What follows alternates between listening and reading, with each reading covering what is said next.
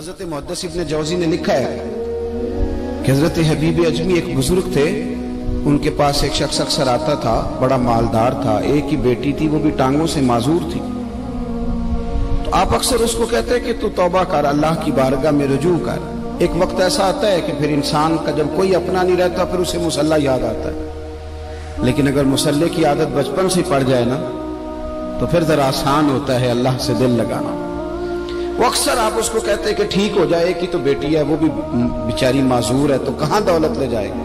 آج کرتا ہوں، ہم تاریخیں دیتے رہتے ہیں نا اللہ تعالیٰ کو معاذ اللہ کہ رمضان سے میں نے نیک ہو جانا ہے، عمرہ کر کے آؤں گا تو پھر میں پکا نمازی ہوں۔ خدا کے بندو، کس نے تجھے بتایا کہ رمضان تک تو زندہ رہے گا؟ کس نے خبر کی کہ عمرہ کرنے تک تو بچے گا؟ حضرت حبیب اجمی اس کو کہتے تو کہتا بڑی جلدی ٹھیک ہو جاؤں گا۔ ایک دن سویرے سویرے توبہ کرنے آ گیا۔ آپ نے فرمایا کیا ہوا؟ تو کہنے لگا حضرت جی کل ایک 15 سال کا نوجوان ملا ہے اور مجھے توبہ کرا گیا۔ مزہ ہی اس عمر میں اللہ اللہ کرنے کا، نبی کریم سے محبت بھی کرنی ہو تو یہی عمر ہے۔ عشق لگا سی کھیڈاں کھیڈ دینی تے پھر مینوں کھیڈاں بھول بھول گئیاں، کجل پایا سی میں یار دے ویکھنے نوں، پھر او دی یاد وچ روندیاں ہی رول گئیاں۔ حیدر شاہ اس گلی کدے نہ رولدی پر ہن تے رولدی رول گئیاں۔ جن لوگوں نے ابو جہل کو قتل کیا تھا ان کی عمر بھی 15 سال تھی۔ ہم تو بڑے ہی نہیں نہ ہوتے ساری زندگی، نہ ہمیں کو بڑا ہونے دیتا ہے، ہم بڑے ہی نہیں ہوتے، یہ تو عمر ہے کچھ کر گزرنے کی۔ 15 سال کا نوجوان توبہ کرا گیا تو آپ حضرت حبیب اجمی کہنے لگے وہ کیسے؟ کہنے لگا حضرت جی میں کل منڈی گیا تھا، مجھے کچھ سامان خریدنا تھا، تو بغداد کے بازار سے میں نے مچھلی خرید لی 10 کلو، باقی بھی سامان تب خود لے جا نہیں سکتا تھا۔ تو مزدور آپ کو پتہ ہے بیچارے آج بھی سڑکوں پہ بیٹھے ہیں، تو مزدور بیٹھے تھے تو ان میں ایک نوجوان 14-15 سال کا، چہرے پہ بڑی روشنی کی۔ میں نے اس کو کہا بیٹے مزدوری کرو گے؟ کہنے لگا حضور مزدوری بھی کرتا ہوں، پڑھائی بھی کرتا ہوں، اور جو اللہ کو منظور ہو اس کی عبادت بھی کرتا ہوں۔ میں نے اسے کہا کہ یہ میرا سامان ہے فلان جگہ پہنچانا ہے، کیا لوگے؟ کہنے لگا 3 دینار مزدوری۔ سودا طے ہو گیا، اس نے سامان اٹھا لیا۔ کہتے ہیں رستے میں ظہر کا وقت ہو گیا، کہنے لگا چچا اگر اجازت دو تو نماز پڑھ دوں۔ 15 سال کا جوان، کہتے میں رکھ کے نا وہاں سامان تو پھٹے پہ بیٹھ گیا، وہ نماز پڑھنے چلا گیا۔ باقی لوگ دیر سے آئے، وہ بچہ جلدی آ گیا۔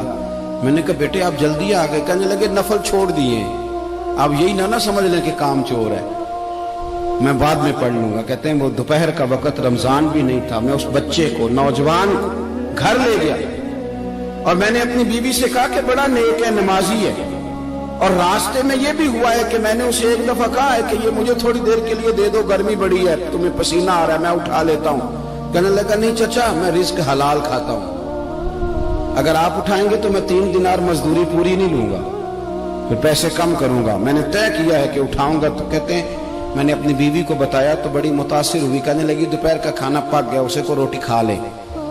رمضان بھی نہیں تھا۔ کہتے میں باہر نکلا، اس کو 3 دینار تھمائے تو میں نے کہا بیٹے ایک بات میری مانو گے؟ کہنے لگا بتائیے۔ میں نے کہا کھانا پکا ہے کھا لو۔ کہنے لگا میں معافی چاہتا ہوں، میں نے روزہ رکھا ہوا ہے۔ حضور نے حکم دیا، حکم نبی کریم نے حکم دیا، بخاری مسلم کی حدیث ہے، فرمایا نوجوانوں اگر تمہارے پاس طاقت ہے تو نکاح کر لو ورنہ روزے رکھو۔ حکم دیا، یا نکاح اور یا روزے، یہ سرکار کا حکم ہے۔ بھائی نفلی روزہ نفس کی قوتوں کو کچلتا ہے، انسان میں نورانیت اور روحانیت لاتا ہے۔ کہتے وہ کہنے لگا میں نے روزہ رکھا ہے، میں اور متاثر ہو گیا۔ میں نے کہا آپ کیا کرو گے؟ کہیں اور جانا ہے؟ کہنے لگا نہیں، میں جس دن 3 دینار کما لیتا ہوں پھر میں مزید لالچ نہیں کرتا، باقی وقت یا قرآن مجید پڑھتا رہتا ہوں یا نبی پاک پہ درود شریف پڑھتا رہتا ہوں۔ آپ بتائیں تو میں نے کہا کہ افطار میرے ساتھ کر لو۔ کہتے ہیں میں اسے مسجد چھوڑ آیا اور خود میں لوٹ آیا۔ افطار کے بعد میں اسے لایا، کھانا کھلایا، عشاء پڑھی۔ اس کا گھر دور تھا، میں نے ڈرائنگ روم کھول دیا، بیٹھک کھول دی، وہیں وہ سو گیا۔ میری 20 سال کی معذور بچی کبھی چل نہیں سکتی تھی، کوئی طبیب کوئی حکیم میں نے چھوڑا نہیں تھا اس کو دکھایا نہ ہو۔ ایک ہی بیٹی، وہ بھی معذور پیدائشی۔ اس کے کمرے میں گئے، میاں بیوی اسے کھانا کھلا اور بتایا بیٹے ایک نوجوان ہے، بڑا نیک ہے ہمارے گھر میں، آج بڑا پرہیزگار۔ پتہ ہے حضور نے کیا فرمایا؟ نبی کریم فرماتے ہیں جب نوجوان اٹھ کے تہجد پڑھتا ہے نا، نوجوان تو اللہ فرشتوں کے سامنے اس نوجوان پر فخر فرماتا ہے. اللہ فخر کرتا ہے کہ عمر دیکھو دیکھو یہ میری بارگاہ. اللہ فخر کرتا ہے, اللہ یعنی خدا خود میرے مجلس بود, اللہ فخر کرتا ہے. اب سوچیں, تو ہم نے اپنی بیٹی کو بتایا کہ نوجوان اور بڑا نیک ہے, تو کہتے ہیں وہ کھانا کھلا کے ہم واپس آ گئے. آدھی رات کا وقت ہوا تو دروازے پہ دستک ہوئی. بچی اپنے کمرے میں سو رہی تھی, ہم اپنے کمرے میں, وہ بیٹھک میں. گھبرا کے اٹھے کہ اس وقت کون ہے دروازے پہ؟ تو بیٹی کہنے لگی ابا دروازہ تو کھولنا. کہتے ہیں دروازہ کھولا تو 20 سال ہو گئے تھے بیٹی کو, کبھی اس نے چل کے نہیں دکھایا تھا, کبھی دوڑ کے ادھر جاتی کبھی ادھر آتی. کہتی الحمدللہ اللہ نے میری ٹانگیں ٹھیک کر دی. ہم دونوں رونے لگے, اے اللہ تو کتنا کریم ہے, کیسے ہوا بیٹے سارا کچھ؟ بیٹی کہنے لگی ابا آپ نے کہا تھا نا کہ نیک نوجوان آیا ہے, تو میرے دل میں خیال آیا اللہ اگر واقعی نیک ہے تو اس کے صدقے مجھے شفا ہی دے دے. یا ایھا الذین آمنوا اتقوا اللہ وابتغوا الیہ الوسیلہ. تو کہنے لگی ابھی میری دعا بھی پوری نہیں ہوئی تو رب کریم نے فضل کیا ہے اور مجھے شفا عطا کر دی. کہتے ہم دوڑ کے اس کے کمرے میں گئے, اور جب ہم نے ہاتھ رکھا تو دروازہ پہلے سے کھلا تھا. ایک خط چھوڑ گیا تھا. آج کل کے پیر کی کرامت ہوتی تو فیس بک پہ دے دیتا, باقیوں کو بھی ذرا بھول پتہ چلے.